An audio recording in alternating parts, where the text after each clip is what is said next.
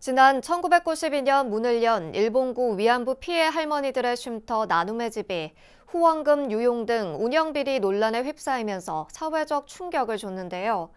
나눔의 집을 둘러싼 오해와 진실을 제대로 밝히고 규명해야 한다는 목소리도 적지 않습니다. BBS 뉴스가 마련한 연말기획 2020 불교계 결산 6번째 순서로 나눔의 집 사태를 전경윤 기자가 짚어봤습니다. 지난 5월 일본군 위안부 피해 할머니들의 쉼터 경기도 광주 나눔의 집 직원 7명이 나눔의 집에 들어오는 후원금이 할머니들을 위해 제대로 쓰이지 않고 있다는 의혹을 제기했습니다. 경기도는 나눔의 집에 대한 특별 점검과 민관 합동 조사까지 벌여 나눔의 집에 들어온 후원금들을 대부분 할머니들을 위해 사용하지 않았고 일부는 토지 매입과 건물을 짓는 데 사용했다고 발표했습니다. 지난 5년간 모집한 후원금 88억 원. 이 가운데서 운영법인이 사용한 금액은 약 38억 원에 이릅니다. 그러나 실제 할머니들이 생활하고 계신 나눔의 집에 지출한 금액, 시설 전출금입니다. 이것은 약 2억 원에 불과합니다.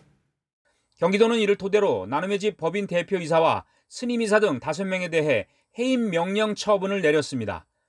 이에 대해 나눔의 집 법인 측은 후원금 관리를 소홀히 하고 시설 운영에 있어 미숙했던 점이 있었다며 문제가 된 부분들을 모두 개선하겠다고 밝혔습니다.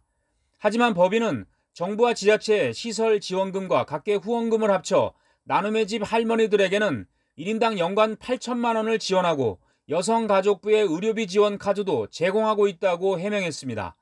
국가와 지자체가 경제적 지원을 하고 있고 법인 계좌가 아니라 직접 시설 계좌로 입금되는 후원금 때문에 시설에 지원되는 법인의 후원금 지출 규모가 상대적으로 적을 수밖에 없는 구조를 고려해야 한다는 것입니다.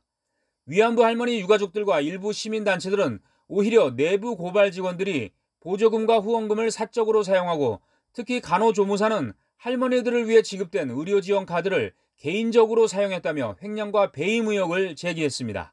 여가부에서 주는 특별법에서 주는 의료 카드도 다 못 써가지고 남아가지고 그것을 물건을 가져가서 직원도 주고 막 자원봉사도 주고 그렇게 하면 안 되는 거거든요. 이런 가운데 경기도 남부지방경찰청은 나눔의 집 전 시설장과 사무국장을 기소 의견으로 검찰에 넘겼지만 법인 이사진들의 후원금 횡령 의혹 등에 대해서는 모두 혐의가 없다는 결론을 내리고 사건을 검찰에 송치했습니다. 이는 스님 이사들에게 해임 명령을 내린 경기도의 조치와는 큰 차이를 드러내는 것이어서 경기도가 무리하게 행정처분을 한 게 아니냐는 비판도 나오고 있습니다. 경기도와 광주시가 평소 나눔의 집 법인 운영에 대한 관리 감독을 소홀히 하다 뒤늦게 모든 책임을 법인에게만 전가하고 있다는 주장도 제기됐습니다. 논란이 여전한 가운데 나눔의 집을 둘러싼 오해와 진실을 넘어 이제는 우리의 아픈 역사를 어떻게 기억하고 지켜나가야 하는지 다시 한번 지혜를 모아야 할 시점이라는 지적입니다. BBS 뉴스 정경윤입니다.